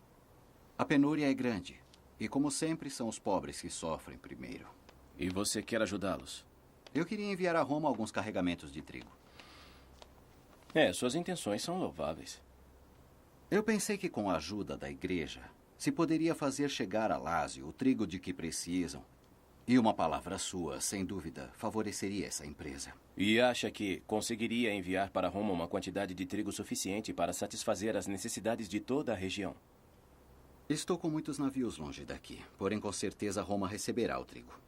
Sei, mas se o trigo que você enviar não for suficiente para todos, acabará nas mãos dos mais ricos e dos mercadores para fazer os preços subirem ao céu, explorando a fome dos pobres. Assim, a sua ação não ajudaria aos pobres, mas sim aos ricos.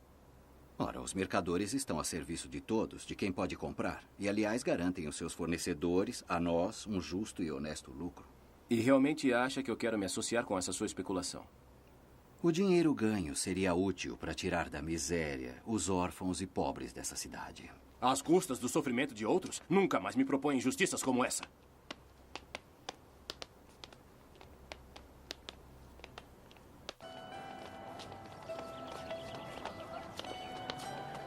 Alto!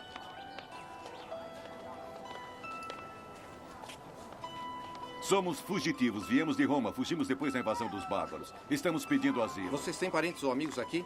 Não, ninguém. E quem pode dar hospitalidade? Ora, nós temos dinheiro. Temos joias. Bem, nesse caso vocês podem passar.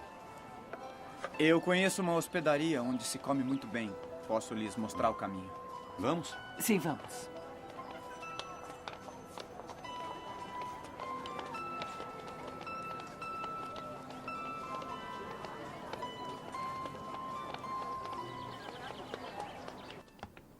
Os fugitivos de Roma estão chegando. Os fugitivos de Roma estão chegando.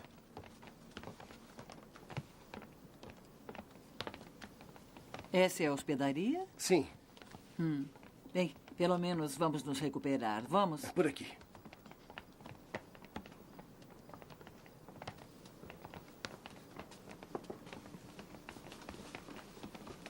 Aqui. Deixem aqui.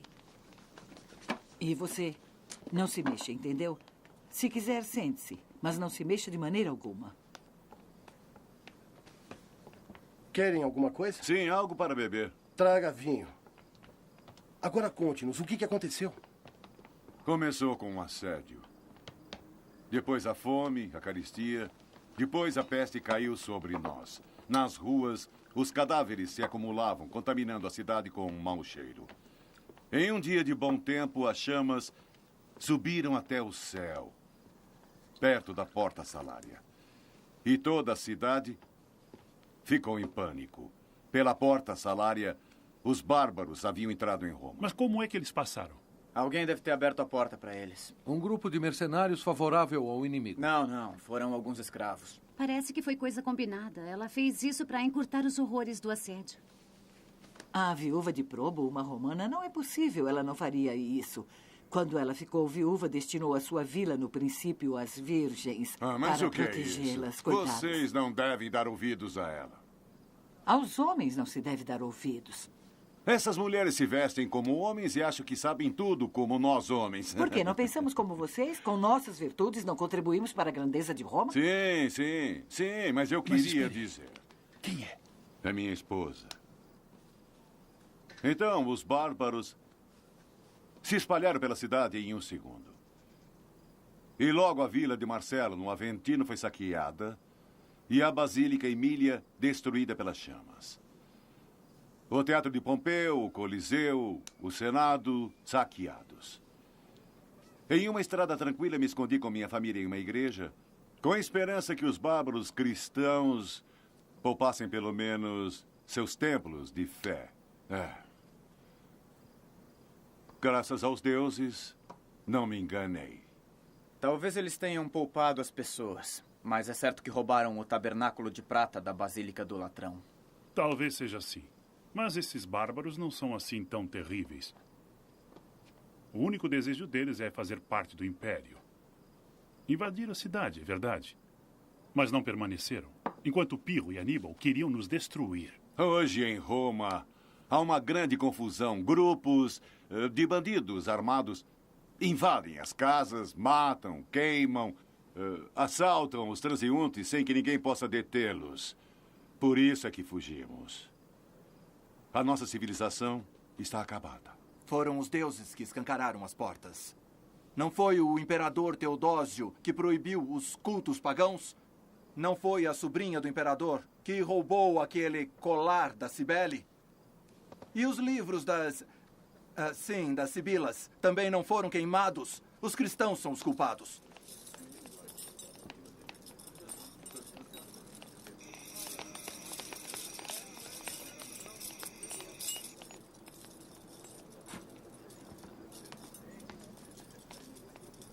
Quem são esses prisioneiros? Eles são donatistas, condenados pelo vigário imperial. O imperador, como bom cristão, premiará o vigário Marcelino. Mas quem salvará Roma?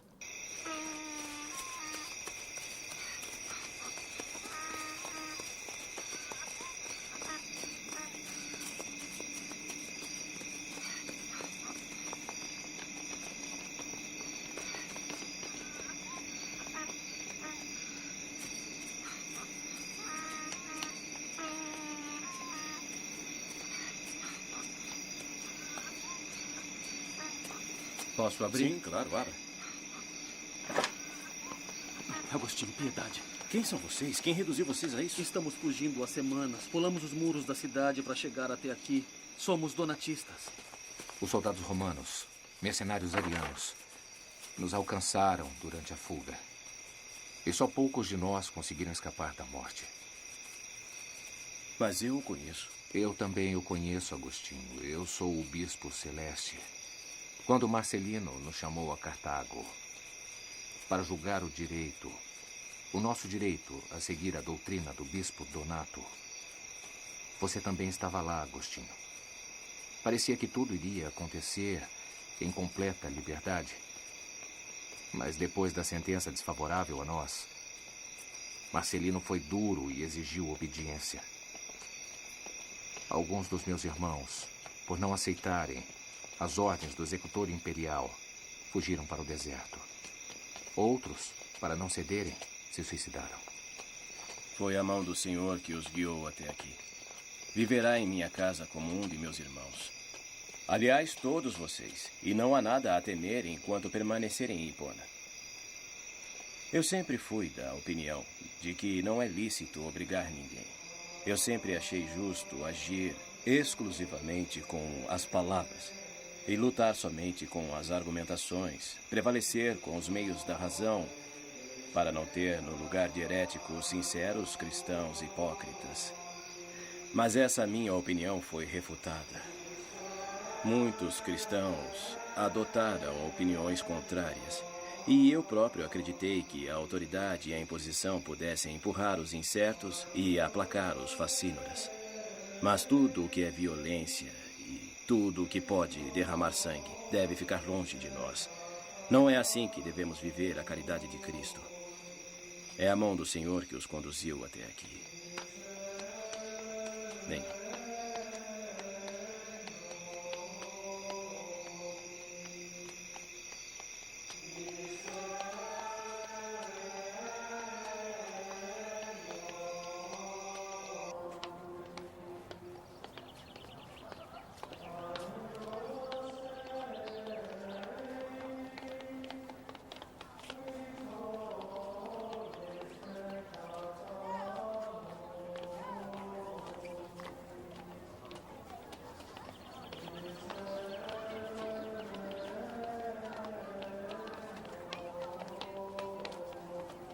Salve, Agostinho. Salve. Quanto quer por um burro para ir até Cartago e voltar? Para você, Agostinho, o preço de sempre.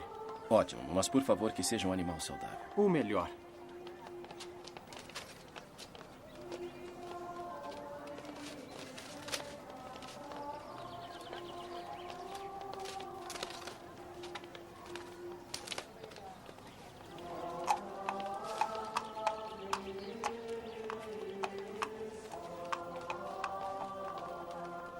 Venho de Hipona para informar que os donatistas vieram me pedir refúgio. E agora venho até você para pedir que dê uma prova de clemência em favor deles. Os donatistas devem obedecer e voltar à unidade da igreja, como foi estabelecido com a minha sentença aprovada pelo imperador. Eu sou um magistrado do império e cristão. O meu dever de homem de Estado é de punir os rebeldes e defender o Estado. O meu dever de batizado, muito pelo contrário, seria perdoar e devolver o bem pelo mal. Mas é possível conciliar o dia com a noite? E como sobreviveria o Estado se aqueles que o servem agissem como cristãos, se os juízes devolvessem o bem pelo mal aos ladrões, se os generais oferecessem como presente aos saqueadores de uma província romana uma outra província? A lei cristã não proíbe a um Estado de se defender se a sua defesa é legítima, se for para proteger os bens comuns. Quanto ao perdão das ofensas, se isso escandaliza os homens da nossa corrupta sociedade, é porque esqueceram o exemplo dos antigos romanos. Eles preferiam o perdão à vingança. Cícero dizia de César, e com certeza para louvá-lo, ele não esquece nada, com exceção das ofensas que recebeu. Eu digo que se todos os homens públicos praticassem a misericórdia, dariam ao Estado mais força do que já deram na história todos os heróis do povo romano. Salústio dizia: o Estado é uma comunidade de cidadãos que estão unidos pelo vínculo da concórdia. Porém, não se pode negar que exatamente enquanto reinam imperadores cristãos como Constâncio, Teodósio, Honório, o império se decompõe. Muito antes que o nome de Cristo brilhasse sobre a terra, Salústio já escrevia: ó Roma, cidade venal e pronta para se vender.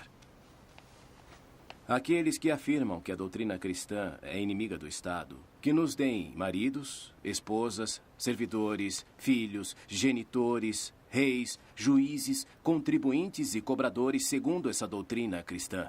Eu os desafio a chamá-la de inimiga do Estado. Não hesitem, pelo contrário, a confessar o que seria o bem do Estado se eles observassem. A lei do amor não o deixa fraco, mas forte, sem maldade nem violências. E isso deixaria forte também o Estado e o Império. Não, Marcelino, não existem duas morais. Uma que é particular, aquela cristã, e a outra que é pública, aquela que é da tradição do Estado romano. A moral é uma só, assim como Deus é um só, como a consciência é uma. E na confusão deste mundo em que vivemos, na corrupção dessa antiga educação, era necessário que viesse urgentemente em nossa ajuda dos homens a autoridade celeste, que Cristo nos induzisse a abraçar a pobreza voluntária, a continência, a benevolência, a justiça, a concórdia, a piedade e as outras virtudes que são como a luz e a sustentação da vida, não apenas para passar a vida terrena com toda a honestidade, mas para chegar à salvação eterna na cidade celeste, da qual nós seremos cidadãos, graças à fé na luz de Deus que ilumina e guia nossa alma. A minha alma lhe agradece. Nós devemos nos sentir exilados nessa terra, exilados da cidade celeste. Com os donatistas, serei paciente.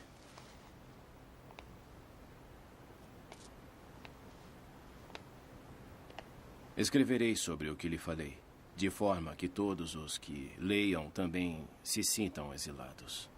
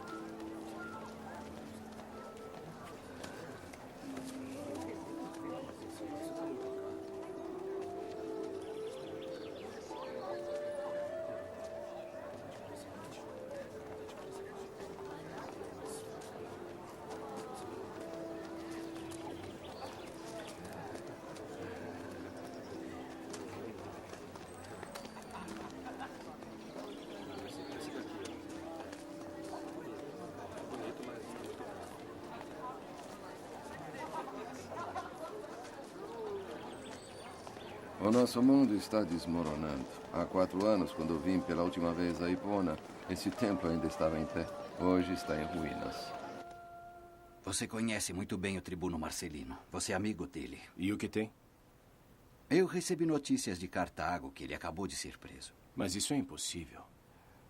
O Tribunal de Ravenna nomeou um novo comissário imperial, o Conde Marino. Assim que ele chegou, mandou prender Marcelino. Com que pretexto?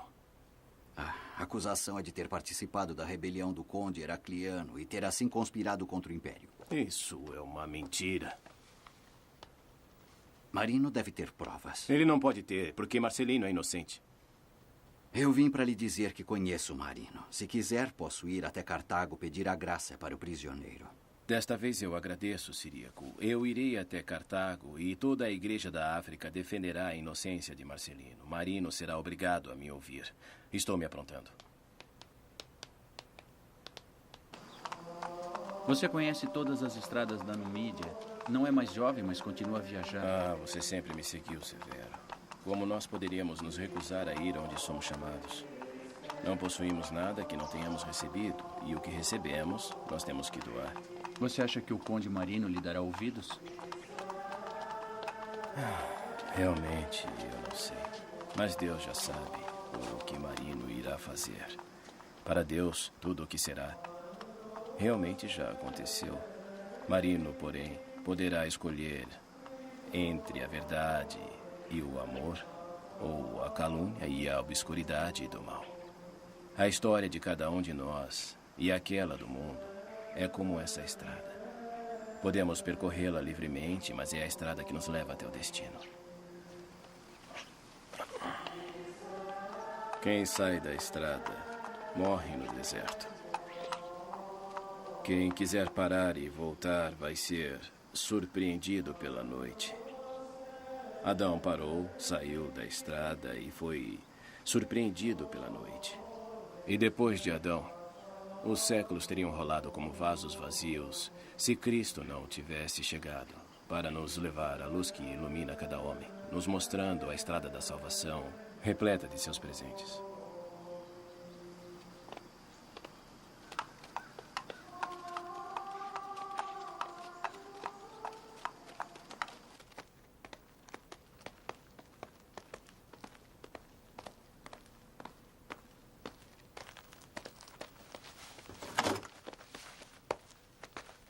Vá, está aqui.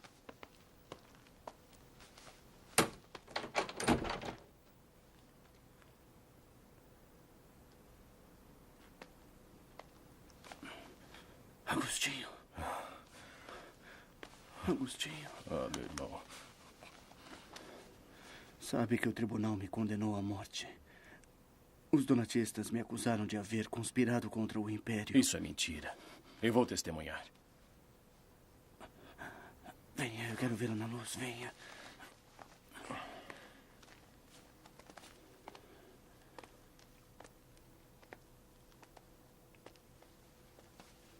Agostinho.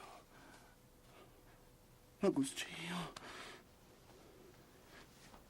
Uma vez, você disse que devemos descobrir sozinhos onde está a nossa escravidão e onde está a nossa libertação.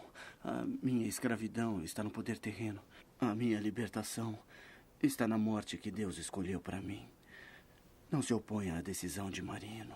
Sou um bispo e devo defender os filhos da minha igreja. Pedirei a graça para você. E se não a obtiver? Eu a obterei. Mas, no entanto, me diga, Marcelino, o que você responderia ao juiz eterno ao prestar contas de sua vida? Sabe, nesses dias eu andei pensando muito nisso. E descobriu em sua vida algum pecado pelo qual queira oferecer em penitência a Deus antes de estar diante da justiça dele? Eu agradeço pelo que você me pede, mas eu por toda a minha vida busquei a justiça. Eu tenho detestado a iniquidade. Que Deus o abençoe, Marcelino. É muito ruim, Agostinho, que eu espere que Marino lhe negue a graça. Reze para que seja feita a vontade de Deus. O conde da África Heracliano não teria fomentado a rebelião contra Roma sem ter alguma conivência aqui em Cartago. A revolta foi domada, é verdade. Mas é meu dever punir os cúmplices. E tenho boas razões para pensar que Marcelino fazia parte da conspiração.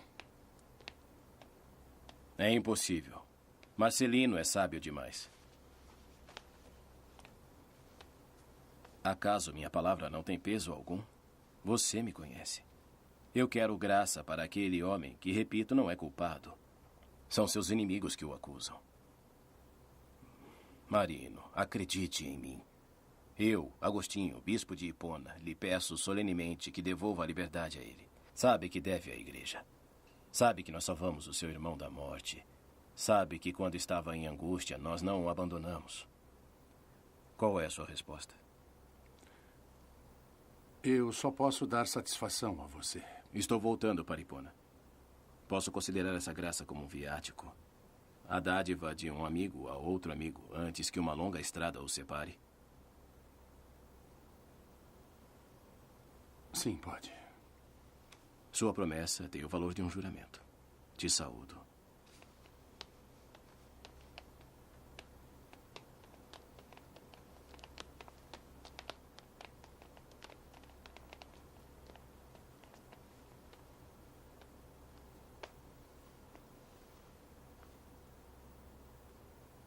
Marcelino tem fortes ligações com a igreja africana. E é um prisioneiro que incomoda demais. Não podemos esperar que alguém nos imponha a libertação dele. Talvez obtendo a graça do Tribunal de Ravenna.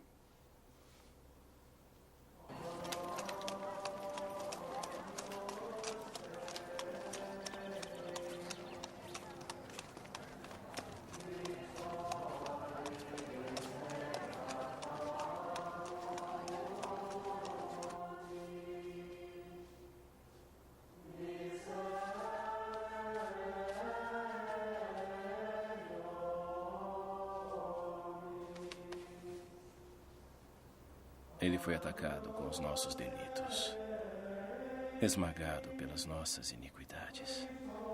Com suas chagas nós fomos curados.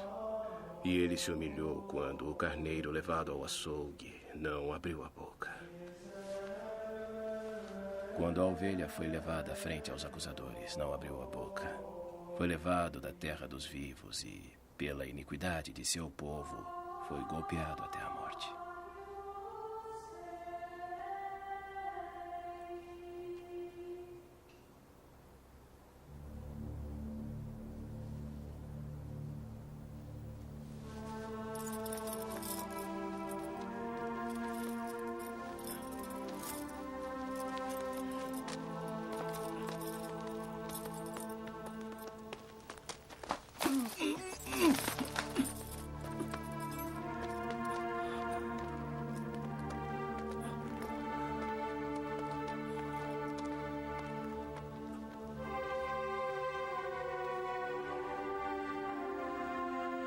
Foi humilhado. Não abriu a boca. Como um carneiro levado ao açougue. Faça com que eu busque, ó Senhor, o seu rosto. Dê-me a força de buscá-lo. Tu que a cada dia mais me deu a esperança de encontrá-lo.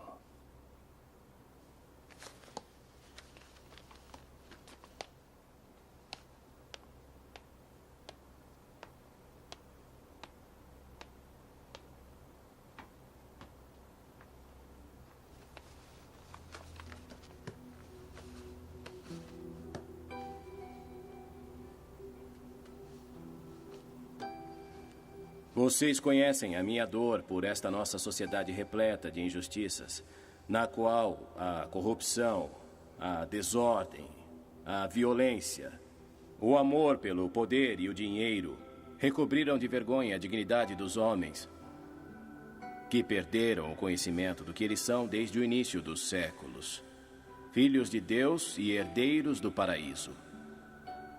Os sofrimentos desta vida, como disse São Paulo, não são comparáveis com a glória que um dia deverá tomar conta de nós. Se assim for, não vamos nos deixar invadir por pensamentos carnais. Não é esse o momento. O mundo está desorientado. O velho arrasado. A nossa carne é humilhada para que a esperança viva e resplandeça. Quando os pagãos nos disseram, Roma caiu por causa de sua fé, nós respondemos que a doutrina de Cristo não nos foi dada para guardar os bens da terra, mas para reformar a nossa vida e nos levar até os bens invisíveis. Os reinos, os poderes e tudo que me diz respeito são na realidade como rios depois da chuva. Nascem, crescem e se perdem no mar. Na realidade, não passam de um ligeiro murmúrio entre dois silêncios. E enquanto o mundo agitado desmorona, Cristo nos diz, por que se perturbar? Eu havia previsto tudo isso. Se surpreendem que o mundo pereça? É como se surpreender que o homem envelheça. O mundo é como o homem. Ele nasce, cresce e envelhece. Que a fé de vocês, então, acorde, porque Cristo veio ao mundo para recriá-los, enquanto tudo está desmoronando. E não se recusem a rejuvenescer em Cristo. A natureza, viciada pelo pecado, dá à luz aos cidadãos da cidade terrena. A graça, que libera a natureza do pecado, dá à luz aos cidadãos da cidade de Deus. Os primeiros, descendentes de Caim, envelhecem como os bens da terra aos quais eles foram ligados. Os segundos, descendentes de Abel, são regenerados de idade em idade para que vivam na esperança de uma pátria celeste. E assim é que dois amores geram duas cidades. O amor de Deus gera Jerusalém. O amor por este mundo gera a Babilônia. Que cada um de vocês se pergunte o que ama e descobrirá de qual cidade é cidadão. Se descobrir que é cidadão da Babilônia, que arranque do seu coração a ganância. Se tiver a sorte de descobrir-se cidadão de Jerusalém, aceite a sua escravidão e aguarde a sua próxima libertação. E não se admire ao ver que na terra os justos e os ímpios estão juntos. Eles são da mesma forma como na oliveira que cresce tanto o que se joga como aquilo que fica, tanto o que se ama como aquilo que se desagrada. Porque a história do mundo compreende tanto a história do pecado, que é aquela dos líderes do império, como a história da salvação, que é aquela dos patriarcas e dos profetas. Logo chegará o dia em que os malvados deixarão suas riquezas como em um sonho. Mas aqueles que servem a Deus possuirão a terra, a verdadeira terra, a Jerusalém eterna. A iniquidade é inútil. A iniquidade não é nada. Só a justiça é poderosa. A verdade pode ser temporariamente escondida, mas não poderá ser vencida jamais. A iniquidade poderá aparecer com frequência, mas triunfar jamais. As cidades terrestres morrerão, mas a cidade de Deus é e estará eternamente em sua glória.